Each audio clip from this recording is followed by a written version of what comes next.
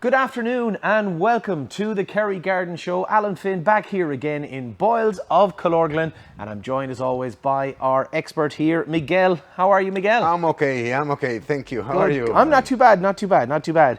So today we're going to tell the listeners, we're going to be talking about the most popular soil. We're going to talk about the plants and shrubs and vegetables that do best in it. And so I was surprised to hear that it's acidic soil. It's the ericaceous soil. You were very surprised. I was very surprised. I just didn't think so. I didn't. Yeah, I know. So why would you say in Ireland normally, not everywhere, but normally the soils are acidic? Well, I'm taking it that it's from that water stuff that falls from the sky. Constant water. The constant watering. That washes off? Washes out. It washes out the calcium and the sulfur of the soils and acidifies them normally. Okay. Unless the composition, that geological composition of the soil is certain rocks that when they break, it will be alkalinizing. Yes. Alkalinization. We could make up some words here, but it would just make the soil more alkaline. Yeah. Kerry, which is what is interesting for us, is acidic soils. Okay. And when we talk about acidic, we all know about pH. I don't know if you all know about it comes from 1 to 14. 1 to 14, okay. 1 very acidic, 14 very alkaline, okay. 7 neutral soils. Right. So for giving you an idea, lemon juice will be 2.5 pH. Okay, right. So that's and salty water will be around 8.2, 8.5 pH, very alkaline. Yeah. Okay? So you cannot grow plants in lemon juice, obviously. Yes, or the But it's actually plants that go up to 4, from 4 on up. 4 upwards, okay. You have to have in mind also that is not from 5 to 6. Let's say from 7 to 6, it will be 10 times more acidic. Okay. But from 7 to 5, it will be 100 times more acidic. Wow. Okay. So the scale is quite. It's not arithmetical; it's geometrical. So this is increasing in big quantities. So be careful with that. Oh, right. So that's important. So we're going to start with plants that everybody knows that are very acidic loving, like rhododendrons, camellias, azaleas, pieris, ceanothus. Those fellas, especially rhodos, they can start from 4 pH, which is a very, very acidic soil. Okay, okay. Other plants that can grow, they prefer very acidic soils, are gooseberries and blueberries. Right. Okay. Yeah. Very, very acidic. Very acidic, but also two very good superfoods. Yes. You know, and that's something to note, that those foods which are so good for us, they can actually grow in those very acidic soils. To give you an idea, the ericaceous compost, full ericaceous compost that we sell here is, depending on the batch, between 4.5 and 5 pH. Okay. Okay. And these fellas need no lower acidity to grow perfectly. Okay. They can grow perfectly at 5 or 4.5, but their perfect conditions will be around 4. Right.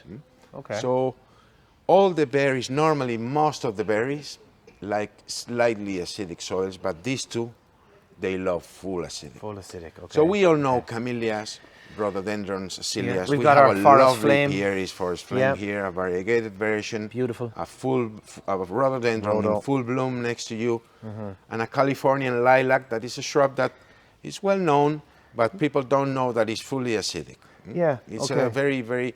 We're talking about fully acidic, about 5.5 pH. So, what can we do? Well, actually, most of the plants grow well in the range of the soils we have in this area. Most of the plants we're talking about, they grow between 5 and 7.5 pH, 5.5, 7.5 pH is the widest range in plants. So we are lucky because we can grow nearly anything here. Okay, so that's important. Yeah, that's good. And I guess there is also, I know that it can kind of get a bit confusing for people and what is their pH, and they might even start panicking and wondering and worrying, is my soil? There's soil kits in every single garden centre. That's it. And just to go out, and we've spoken about it before, just to get a small little sample. Now, as you said, it'll tell you if it's between 4.5 and 5. It won't be super accurate, but it will be giving you an idea. Yeah. I was telling you before about a Spanish friend that works in Google in Dublin. Yeah. And I want to see his garden because he said, just please come to me. And he His had all garden was a acidic disaster. plants. It was a disaster. He assumed that the soil was acidic because he heard that the soils in Ireland were acidic, but in certain parts are alkaline. Okay. So his garden was a disaster. Oh, okay, so it went to the complete opposite. And is that because, Miguel, would that have been, if he was living in Dublin, would he have kind of brought in a certain type of soil? Would that have been that, or is it the fact, again, down to they may not have got as much water? Is the composition of the geological composition of the soil. Okay, so what's underneath?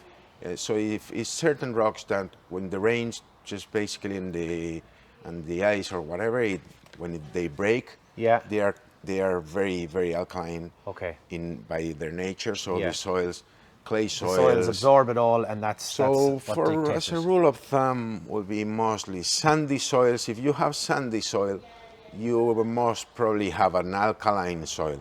Okay. If you have brown soil, the clearer the soil, the more alkaline. The darker normally is more acidic. That's not a rule of thumb. No, but it's just to give a rough idea. So people who are living by the sea would be maybe not in the right area here. They mightn't get as many out of it. It depends on where you are. You can just, it's very easy to spot it anyway. But it's highly recommendable anyway. For having an idea.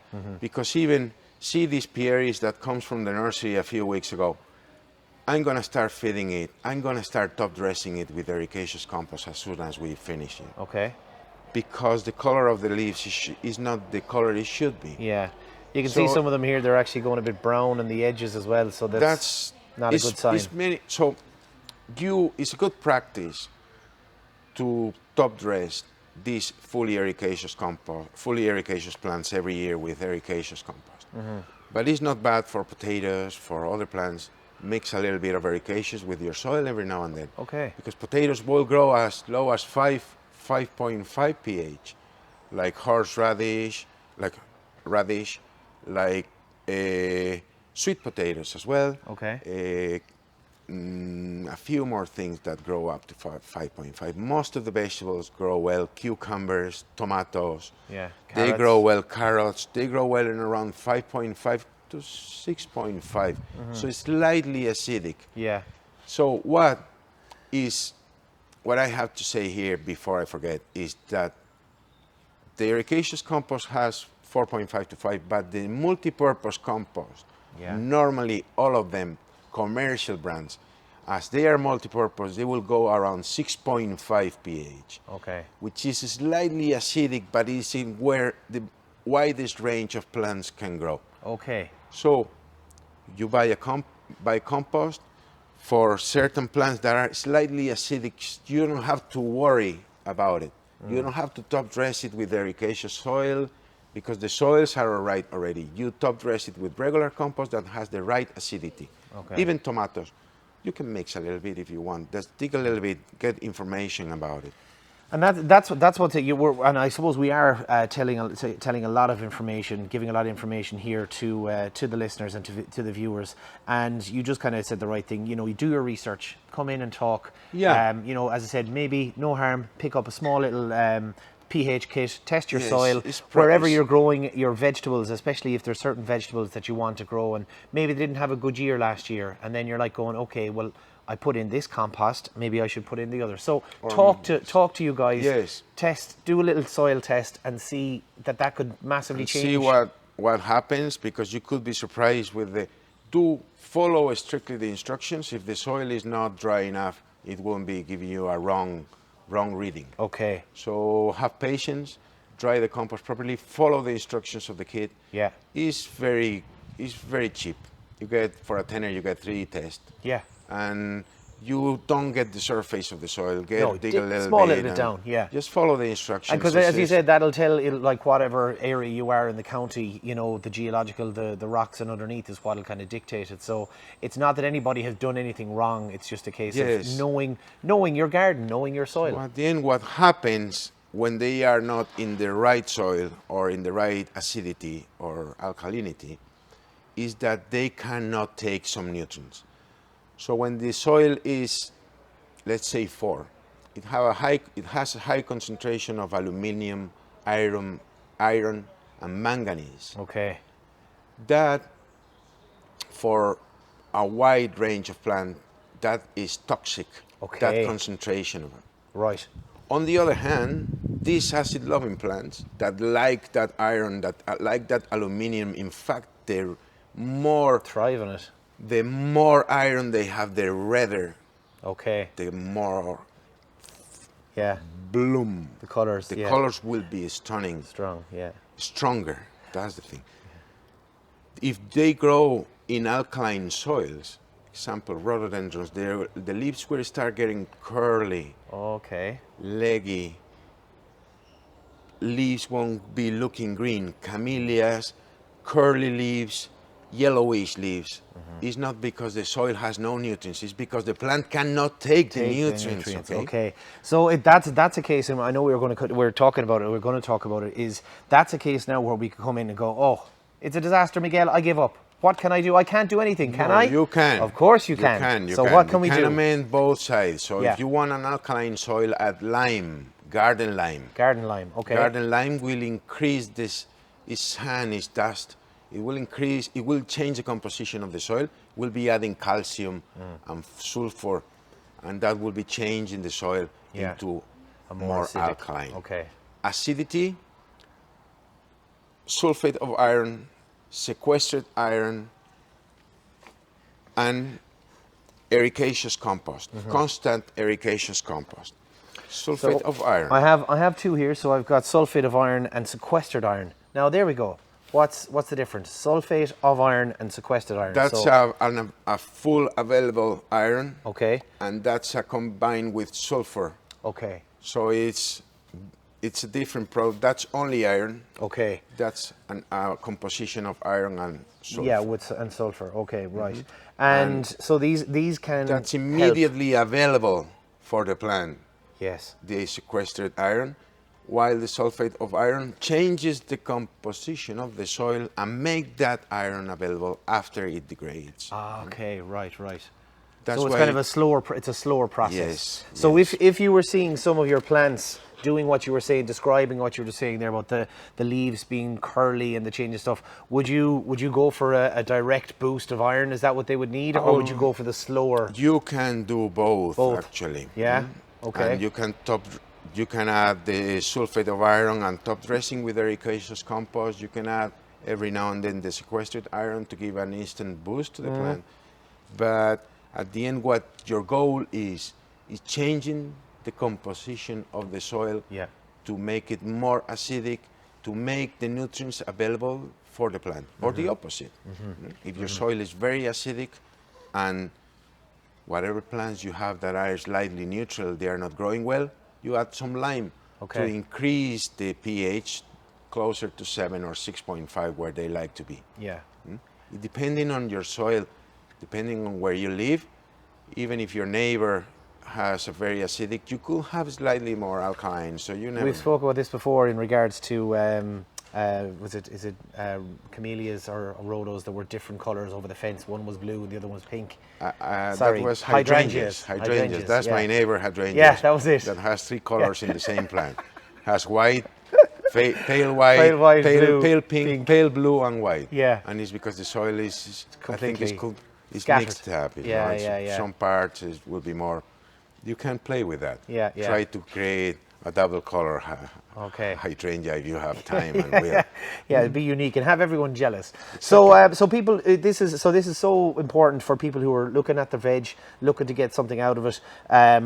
Maybe their usual plants like the forest fire, the rhodos are not as strong colours that they are. And then maybe someone who wants some blueberries and gooseberries. I remember we used to have a gooseberry tree when I was growing up in the end of our garden. It used to be a thing. I never liked them, but my mother used to always have them. They are actually not very nice when you grow. They are very acidic. They're very acidic, bitter. Yeah, that's what I was saying. And But my boys love blueberries. Then you mix them with some yogurt and a little bit of sugar or something, or sure.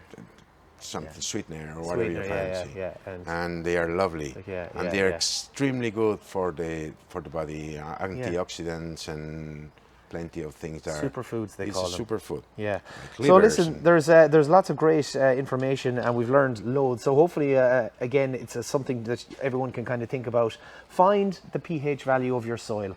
Look for plants that are going to suitable to grow, and if you have any issues, come in, talk to someone like Miguel here in Boyles, find out what's the best way, whether it's sequestered iron, sulfate of iron, or maybe you need to either balance your soil. But it's all about the soil. It's the nutrients that they need to boost and get the best out of them. So again, this is very, very informative. I'm learning something, Miguel. It's great. Yeah. He's doubting me. He knows. Listen, not for you, it's for me. It's for you, yeah. Well, listen, it's for the listeners and for the viewers. So listen, again, Miguel, thank you so much for all that information. Hopefully you have gotten plenty out of the garden show here on Radio Kerry, and we will be back again next Saturday at the same time. So until then, happy gardening.